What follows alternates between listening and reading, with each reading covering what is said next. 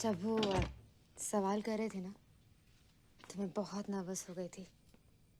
अच्छा उन्होंने हमारी बात मान ली। किसने कहा उन्होंने हमारी बात मान ली? मतलब? वो इतनी जल्दी हमारा पीछे छोड़ने वाले नहीं। वो फिर आएंगे दुगनी तैयारी के साथ।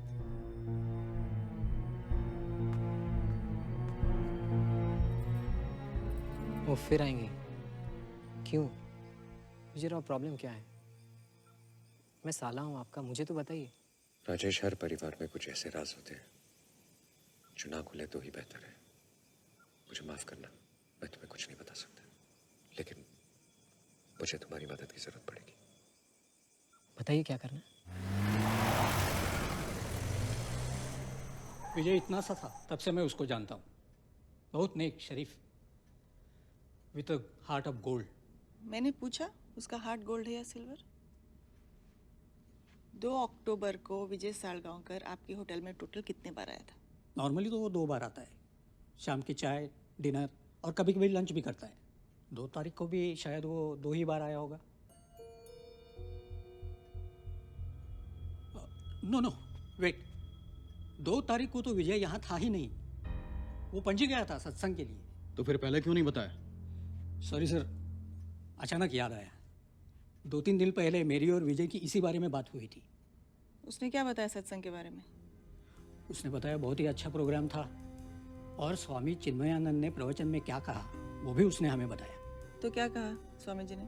जातक कथाओं में से एक कहानी सुनाई जिसमें एक बनारस का राजा प्यार और सब्र इसके दम पर दुश्मन को जीत लेता है। और विजय पणजी से वापस कब आया? अगले दिन। कितने बजे? नहीं, वो नहीं मालूम क्योंकि विजय सर उस दिन ऑफिस नहीं आए। विजय ने तुम्हें पणजी से फोन किया था? नहीं। ये विजय सालगांवकर तुम्हारा दोस्त है? हाँ। उन्होंने हाल ही में कभी तुम्हारे बस में ट्रैवल किया था? हाँ, यही कुछ 4-5 दिन पहले। और उसके पहले? इसके पहले हाँ, 2 तारीख को। कहाँ जा रहे थे वो? पणजी में किसी सत्संग के लिए जा रहे थे। पक्का यही लोग तुम्हारे लॉज में ठहरे थे? जी सर। ये तुम्हारे रेगुलर कस्टमर्स हैं क्या? नहीं सर। तो तुम यकीन के साथ कैसे कह सकते हो कि यही लोग तुम्हारे लॉज में ठहरे थे? एक डबल रूम। 800 रुपये प्लस टैक्स लगेगा सर। क्या बात कर रहे हैं? मैं यहाँ पहले भी रह चुका हूँ, तब तो टैक्स नहीं लिया था। तो उसमें बिल नहीं मिलेगा सर। चलेगा। सुनो, ये लॉज कुछ ठीक नहीं लग रही। किसी दूसरे फैमिली होटल में चले? अरे क्या मैडम, फैमिली वाला ही होटल है, आप चिंता मत करो। ये तो पहले रह चुका है इधर। उन्होंने पहले कमरा देखा और तसल्ली होने के बाद ही बुक किया। कब हुआ था ये? याद नहीं सर। क्या उन्होंने बताया कि वो पणजी किस काम से आए थे? नहीं, याद नहीं सर।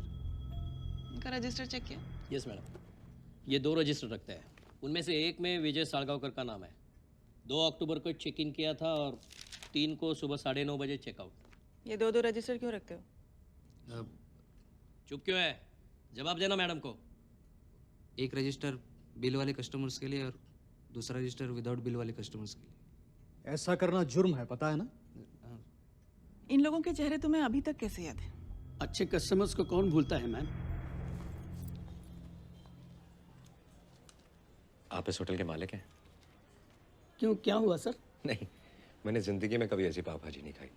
सच कह रहा हूँ, मतलब मेरी बीवी भी घर पे पाव भाजी बनाती है, लेकिन पूरे पणजी में हमारी पाव भाजी फेमस है सर। और आपने होटल को भी बहुत साफ सुथरा रखा हुआ है, सर्विस भी बहुत बढ़िया है। वरना आजकल एक बार होटल फेमस हो जाता है तो लोग अपने कस्टमर्स की परवाह करनी छोड़ देते हैं, लेकिन आप वैसे नहीं हैं। मुझे बहुत अच्छा लगा। Thank you sir. Uncle, pav bhaji बहुत अच्छी थी। सचमुच? Thank you. तुम्हारा नाम क्या है बेटा? Anu. Very good. Thank you. Thank you sir. तारीफ करने वाले कस्टमर्स याद रहते हैं, ये तो मैं भी मानता हूँ, लेकिन तुम्हें ये भी कैसे याद है कि वो किस दिन और किस काम के लिए पणजी आए थे? क्योंकि उसी ने बताया, और एक बिजनेसमैन होने के नाते। अच्छा ठीक है। तुम बाहर जाके रुको। अगर 2 और 3 अक्टूबर को विजय सालगांवकर अपनी फैमिली के साथ इन सब से मिला है तो वो उसी वक्त पॉन्डुलिम में कैसे हो सकता है? पता नहीं मैम, अब तो मैं भी थोड़ा कंफ्यूज हो गया हूँ। Can I say something? If you ask me, मेरी राय में विजय और उसकी फैमिली सच बोल रहा है। शायद आप ही का आदमी झूठ बोल रहा है। नहीं सर, मैं सच बोल रहा हूँ। वो विजय साड़गांवकर ही था। अगर मैं झूठ साबित हुआ तो मैं इस्तीफा देने के लिए तैयार हूँ। तुमने स्वामी चिन्मयानंद से बात की? यस मैम, तब वो आउट ऑफ टाउन थे, अब तक शायद लौटे होंगे। कॉलिन, देखिए, जैसा कि आपने मुझे बताया है, उससे तो ये प्रतीत होता है कि विजय और उसका परिवार उस दिन हमारे प्रवचन में उपस्थित थे। क्योंकि मेरा हर प्रवचन अलग होता है, मैं कभी दोहराता नहीं हूँ। शायद आपके प्रवचन को आए किसी और ने बाद में ये सब विजय को बताया। लेकिन इतने विस्तार में किसी ने बताया हो, ये जरा संभव नहीं है। Thank you Swami ji.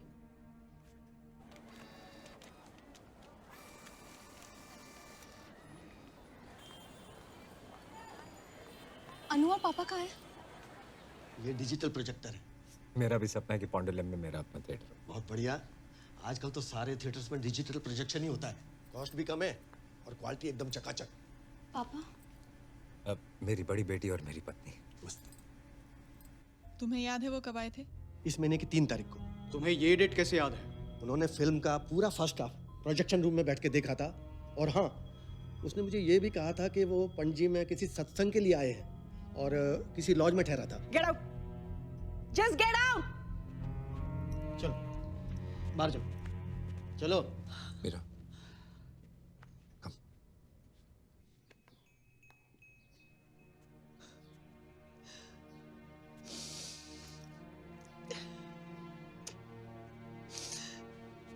Stop it, Mira. Look at me. कुछ नहीं होगा सबको, ओके? Stop worrying. हम उसे ढूंढ निकल। बस तुम ऐसे हिम्मत मत हारना। मैंने हिम्मत नहीं हारी महेश, लेकिन मैं एक माँ भी हूं ना, उसका मैं क्या करूं? Stop worrying. Listen, ये इन्वेस्टिगेशन सही डायरेक्शन में तो जा रहा है। हाँ, I think so. तो फिर कोई भी सबूत हमें क्यों नहीं मिल रहा है? सारे गवाह, सारे सबूत उसी की तरफ क्यों है? I know महेश, इस वक्त सारे सबूत और गवाह विजय की तरफ है, लेकिन मैं जानती हूँ वो झूठ बोल रहा है। वो सब झूठ बोल रहे हैं। I can feel it.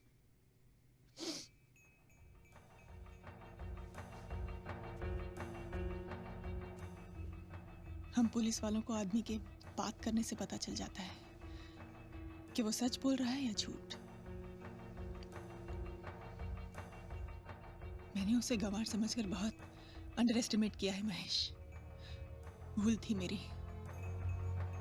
वो चौथी पे जरूर है, लेकिन वो बहुत चालाक है, बहुत शातिर है। विजय साळगाव